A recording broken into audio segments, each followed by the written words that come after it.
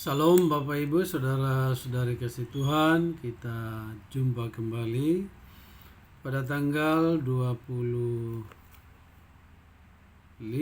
Januari 2023 dalam renungan harta sepanjang masa yang merupakan tulisan atau rangkaian khotbah hamba Tuhan almarhum Bapak Pendeta Dr. Yakub Nahua MA yang merupakan atau yang berisi 365 inspirasi yang akan membantu kita menemukan rahasia kehidupan dalam hari-hari hidup yang kita jalani. Untuk itu mari kita berdoa. Bapa di surga, kembali kami menghampiri hadirat kekudusan-Mu. Kami mau melanjutkan pembacaan dan perenungan firman Tuhan dari renungan harta sepanjang masa.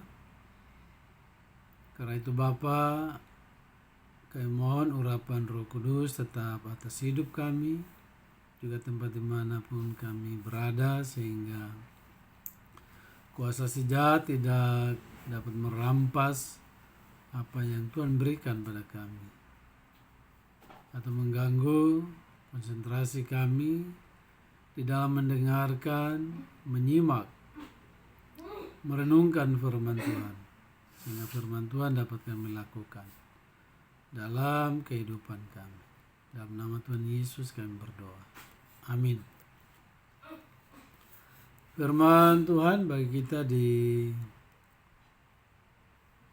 saat ini terambil dari 2 Korintus 2 ayatnya yang ketiga yang menyatakan, dan justru itulah maksud suratku ini, yaitu supaya jika aku datang, jangan aku berduka cita oleh mereka yang harus membuat aku menjadi gembira.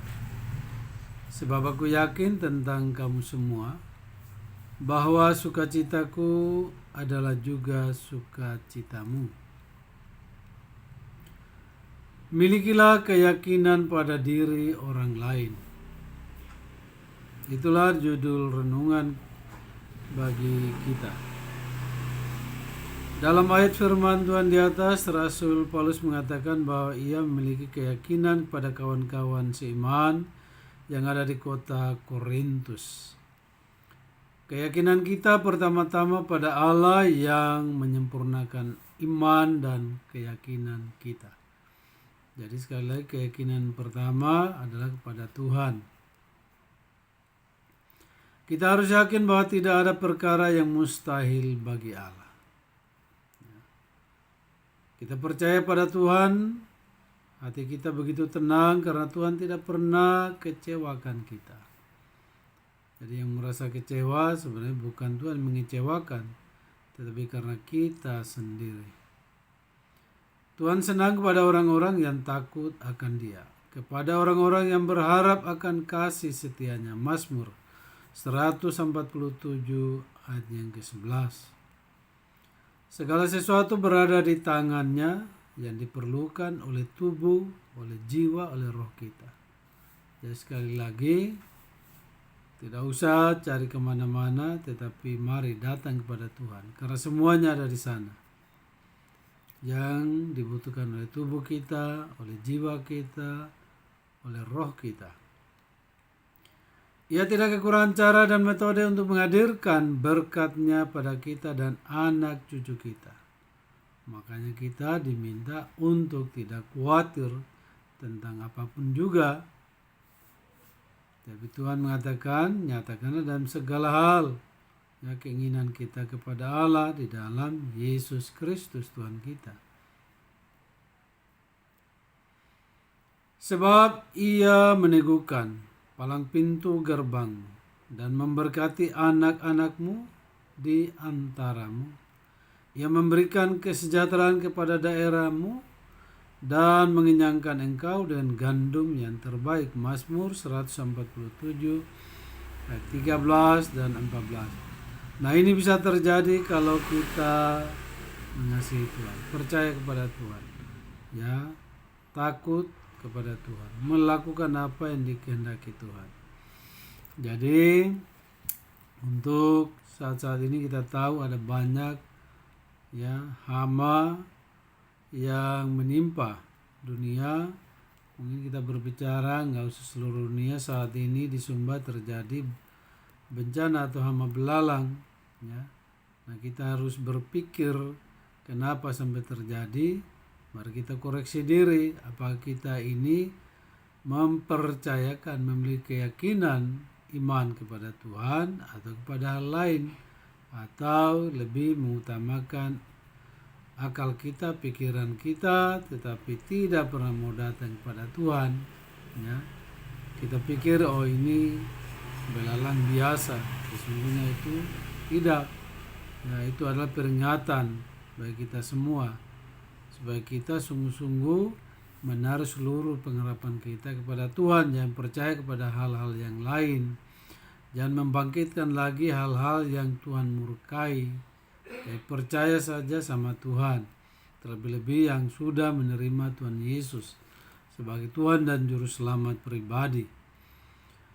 Tuhanlah kerinduan kita melebihi segala sesuatu yang ada di sorga dan yang ada di bumi. Siapa gerangan ada padaku di sorga selain Engkau, yaitu Tuhan? Selain Engkau tidak ada yang kuingini di bumi. Mazmur 73 ayat 25. Ialah dasar iman kita. Jadi Tuhan itu adalah dasar iman kita, sumber iman kita, dan tujuan iman kita. Jadi sekali lagi, Tuhan itu dasar iman, sumber iman, tujuan iman kita. Kita juga harus percaya pada diri kita sendiri. Kita harus percaya bahwa kita adalah anak Allah dalam Yesus Kristus. Jadi jangan ragu-ragu mengatakan saya ini anak Allah. Kalau masih ragu-ragu berarti kita belum memiliki dasar iman, apalagi sumber iman. Nah tentunya kalau itu tidak ada, kita tidak punya tujuan iman. Tujuan iman kita itu hanya satu, hidup bersama-sama dalam kekekalan bersama Tuhan.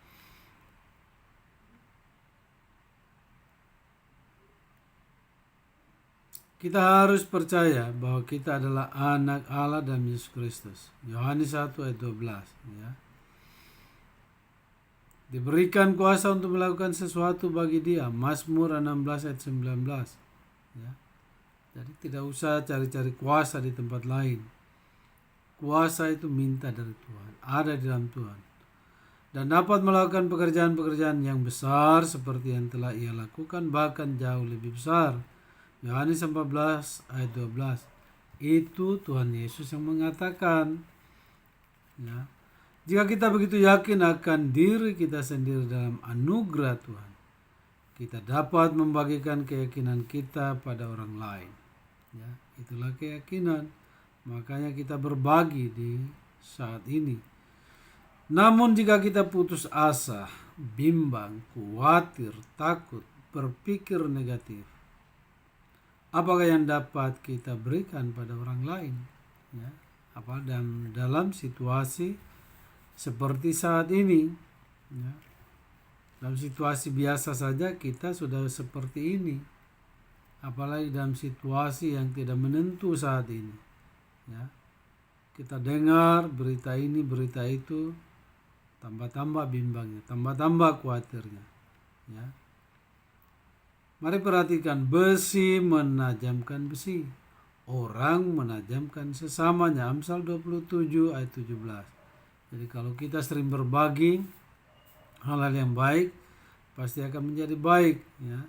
Berbagi firman Tuhan, berbagi hal-hal yang membawa kita kepada kehidupan yang akan datang, pasti akan memberikan kelegaan, yang meniadakan kekhawatiran, ketakutan, dan selalu berpikir positif, apalagi terhadap Tuhan. Kita juga harus memiliki keyakinan kepada kawan-kawan seiman. Walaupun mungkin banyak kali kita dikecewakan oleh kawan-kawan seiman, itu tidak perlu dipungkiri. karena memang selalu terjadi, ya. Seperti apa yang dikatakan Alkitab, percayalah kepada Tuhan dengan segenap hatimu dan janganlah bersandar pada pengertianmu sendiri. Amsal 3 ayat 5. Jemaat di kota Korintus mengecewakan Rasul Paulus, namun saat mereka bertobat, sekali lagi perhatikan, saat mereka bertobat. Kalau kita sudah mengecewakan hamba-hamba Tuhan yang dipakai Tuhan, ya, mari kita harus bertobat. Rasul Paulus mengatakan, sebab aku yakin akan kamu semua. Ya. Hamba-hamba Tuhan yakin kepada kita semua bahwa kita hidup seturut dengan kehendak Tuhan. 2 Korintus 2 ayat 3. Jika kita menaruh keyakinan pada orang lain, itu memberi dorongan dan penghiburan yang besar bagi mereka. Ya. Bayangkanlah berkat yang mengalir pada seseorang yang dirangkul dan kita katakan, Tuhan telah mengampuni dosamu. Begitu juga aku mengampunimu. Makanya doa Bapa kami mengatakan demikian, ampunilah kami seperti kami juga mau mengampuni orang yang bersalah kepada kami. Tetapi jangan minta, kita minta supaya Tuhan mengampuni kita. Sementara kita tidak mau mengampuni siapapun juga. Nah, jangan ada harapan bahwa kita mendapatkan sesuatu dari Tuhan. Aku menaruh keyakinan padamu.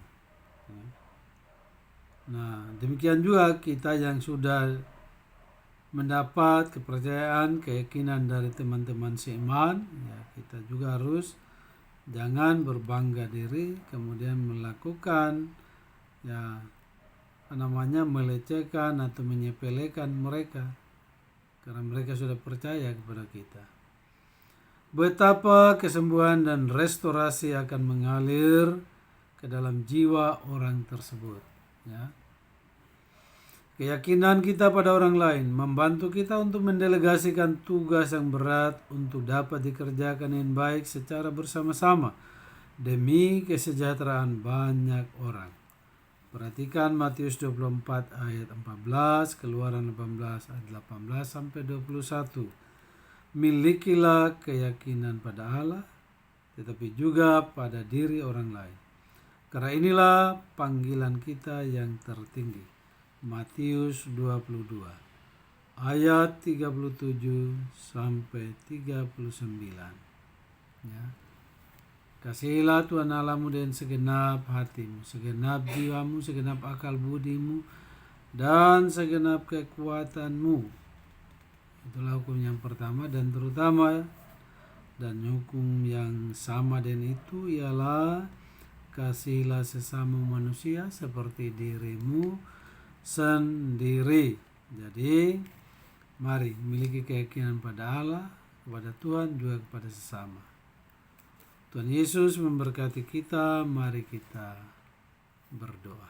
Terima kasih Tuhan, teguhkan firman-Mu dalam hati kami masing-masing sehingga kami dapat berbagi dengan sesama kami, sehingga kami selain yakin kepada Tuhan juga kami memiliki keyakinan kepada sesama kami, karena itulah tujuan tertinggi dari panggilan hidup kami, yakni mengasihi Tuhan yang pertama dan juga mengasihi sesama. Dalam nama Tuhan Yesus kami berdoa.